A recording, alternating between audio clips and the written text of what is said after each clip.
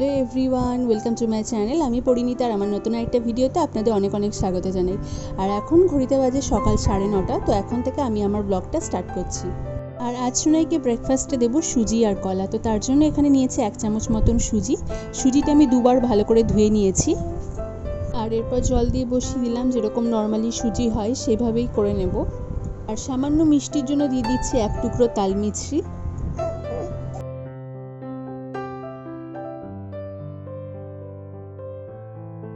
আর এই যে সুজিটা কিন্তু হয়ে গেছে, আপনার বাচ্চারা যেরকম কনসিস্টেন্সিতে খায় সেই অনুযায়ী রাখবেন। আর এখানে একটা কলার অর্ধেকটা আমি নিয়েছি।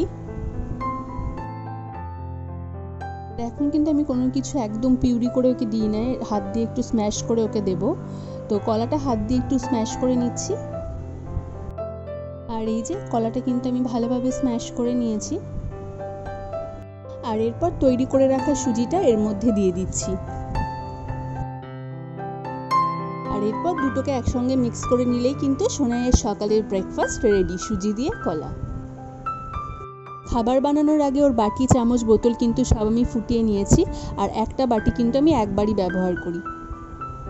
আর সোনাই কিন্তু অনেকক্ষণ ঘুম থেকে উঠে গেছে, সকালে উঠেও আগেও ব্রেস্ট ফিডিং করে, তারপরেই ওকে কিন্তু আমি সলিড ফুডটা দিই। তো এই যে এখন ওকে খাওয়াবো। তো সকালে খাবার তো হয়ে গেল, তো এরপর চলুন দুপুরের খাবারে যাওয়া যাক। আর আজকে সোনাইকে খিচুড়ি বানিয়ে দেবো, তার জন্য এখানে মিষ্টি আলু আর মিষ্টি কুমড়ো ছোটো ছোটো করে কেটে নিয়েছি। আর এখানে নিলাম 1 চামচ গোবিন্দভোগ চাল আর 1 চামচ সোনা মুগ ডাল। এই পরিমাপটা কিন্তু ওর জন্য অনেকটাই বেশি, কারণ এতটা বেশিও খাবে না, তো যেটুকু খাবে বাকিটা কিন্তু আমি খেয়ে নেব। আর চাল আর ডালটা কিন্তু 2-3 বার ভালো করে ধুয়ে নেব। প্রেসার কুকার বসিয়ে তাতে দিয়ে দিচ্ছি অল্প পরিমাণে বাটার। আর ফোড়নের জন্য দিচ্ছি একটু জিরে। আর এরপর দিয়ে দিচ্ছি 1 চিমটি হলুদ। আর এরপর কেটে রাখা সবজিগুলো দিয়ে দিচ্ছি। আর প্রেসার কুকারটা যেহেতু আমি ধুয়ে বসিয়েছি, সেই জন্য প্রেসার কুকারের মধ্যে সামান্য জল ছিল, তো তার জন্য কিন্তু এরকম মনে হচ্ছে, ভাববেন না যে এতটা বাটার দিয়েছি, বাটার কিন্তু খুব সামান্য দিয়েছি। সবজিগুলো সামান্য একটু নেড়ে নিয়ে এরপর চাল আর ডালটা দিয়ে দেবো। 1 মিনিট মতন সব কিছু ভালোভাবে নেড়ে নেব। আর এটা কিন্তু ওর একদিনের খাবার, ওকে কিন্তু আমি প্রতিদিন আলাদা আলাদা ধরনের খাবার দিয়ে থাকি। আর ওকে কিন্তু আমি কখনোই সময় মেপে খাবার দিই না, যে সকালে 9টায় দিলাম বলে দুপুরে 1টা-1:30টায় দেবো, এরকম করে দিই না। আগে দিতাম, কিন্তু ডাক্তার বলেছে বাচ্চাদের কখনোই সময় মেপে খাবার দেওয়া উচিত নয়, বরং বাচ্চার যখন খিদে পাবে তখনই কিন্তু তাদেরকে খাবারটা দেওয়া উচিত। তো সেটাই আমি এখন ওকে করি। আর এই যে এরপর একটু 1 মিনিট মতো নাড়াচাড়া করার পর জলটা দিয়ে দিলাম। আর জলটা দিয়ে প্রেসার কুকারের সিটি আমি 6-7টা দিয়ে নেব।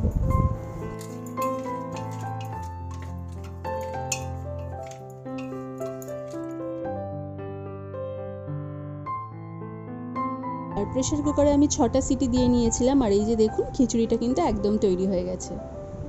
আর এই যে ও যতটুকু খাবে ততটুকু এই বাটিতে আমি নিয়ে নিলাম, তাও আমি জানি ও পুরোটা শেষ করতে পারবে না, তো যতটুকু খাবে ততটুকুই ওকে দেবো। আর এই যে ওর খাবারটা আমি এখানে নিয়ে নিয়েছি। আর আমি আগেই বললাম, এখন কিন্তু ওকে আমি ছাঁকনির মাধ্যমে পিউরি করে দিই না, শুধু যেগুলো প্রয়োজন সেগুলোই শুধু করি, বাকিগুলো কিন্তু আমি এমনি স্ম্যাশ করে দিই। আর ও যেহেতু এখন 8 মাসে পড়েছে, ওকে এখন আমি ডিমের কুসুমটা দেওয়া শুরু করেছি সবে, আজকে নিয়ে 2 দিন দিচ্ছি। তো প্রথম দিন তো একদমই পছন্দ করেনি, তো দ্বিতীয় দিন আজকে দিয়ে দেখি খায় কিনা। তো অর্ধেক ডিমের কুসুমটা আমি নিয়ে নিলাম। এরপর চামচের সাহায্যে সব কিছু কিন্তু আমি ভালো করে স্ম্যাশ করে নেব। আর কুসুম যখন বাচ্চাদের দেবেন লক্ষ্য রাখবেন, কুসুম কিন্তু গলায় আটকে যায় সবসময়, তো এরকম জিনিসের সাথে দেবেন যাতে গলায় না আটকায়। তো সেই জন্যই আমি আজকে খিচুড়ির সাথে ওকে দিলাম কুসুমটা।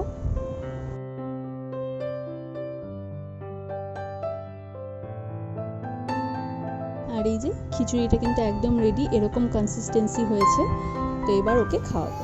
আর আমার মেয়ের অবস্থা দেখুন, খাবার দেখেই ম্যাডাম কাঁদতে শুরু করে দিয়েছে। আর ওকে যে কত রকমভাবে আমরা ভুলিয়ে খাওয়াই সেটা শুধু আমরাই জানি। আর এই যে ওকে আমি কানের কাছে নিয়ে গিয়ে কথা বলছি যাতে মন দিয়ে শুনছে। তো এরপর ওকে খাওয়াবো। আর এটা একটা যুদ্ধ, 1 ঘন্টা ধরে চলবে।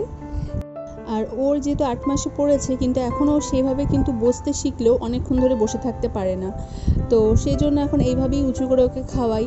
যখন একদম পুরোপুরি ঠিকভাবে বসতে শিখবে তখন ওকে চেয়ার টেবিলে খাওয়াবো। সোনা মাতে তুমি খাও, খেয়ে নাও মাম্মা। কি হয়েছে হয়েছে? কি কিছু বলবে? কিছু বলবে তুমি? আর দুপুরে খাওয়া দাওয়ার পর আমরা চলে এসেছিলাম ছাদে। আজকে প্রচণ্ড হাওয়া দিচ্ছে বাইরে, দেখেই বুঝতে পারছেন প্রায় ঝড় হচ্ছে। আর আকাশ কেমন কালো হয়েছে দেখুন, একটু বৃষ্টি হওয়ার আজকে সম্ভাবনা রয়েছে, বা দেখা যাক কত দূর হয়। ঝড় হচ্ছে বলে তো মেঘটা কেটে যাচ্ছে।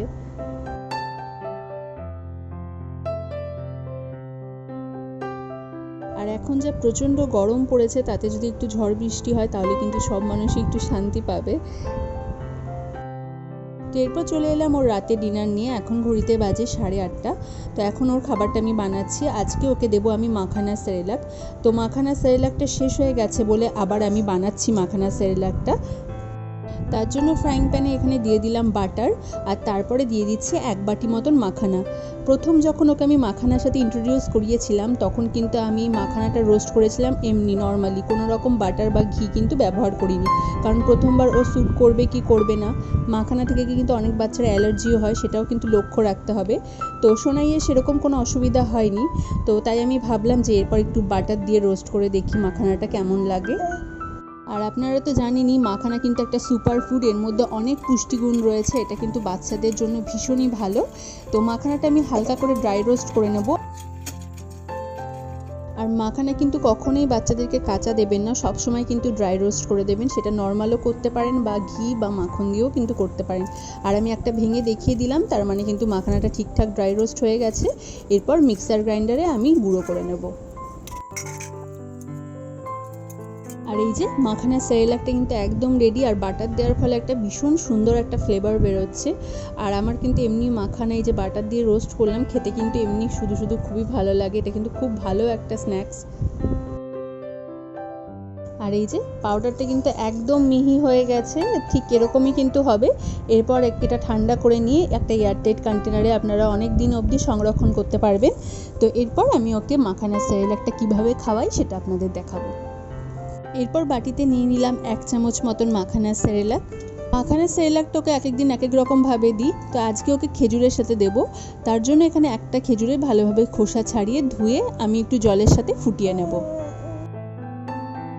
খেজুরটা একটু ফুটিয়ে নিলাম, তার কারণ আগে থেকে ভিজিয়ে রাখিনি, তো নরম হবে না, তো তার জন্য একটু ফুটিয়ে নিলাম, তাহলে নরম হয়ে যাবে, সহজেই আমি পাল্প বের করে নিতে পারবো। আর সেই খেজুরের সেই জলটাই কিন্তু আমি এখানে দিয়ে দিলাম। এরপর একটু মিশিয়ে 5 মিনিট মতন কিন্তু ঢেকে রেখে দেবো। আর এই যে এদিকে কিন্তু খেজুরের পাল্প করে নিয়েছি। আর এই যে তারপর মাখানা সেরেলাকের সাথে কিন্তু খেজুরের পাল্পটা মিশিয়ে দিলাম, তাহলে কিন্তু তৈরি হয়ে গেল মাখানা ডেট পরিজ। তো এরপর সোনাইকে খাওয়াবো।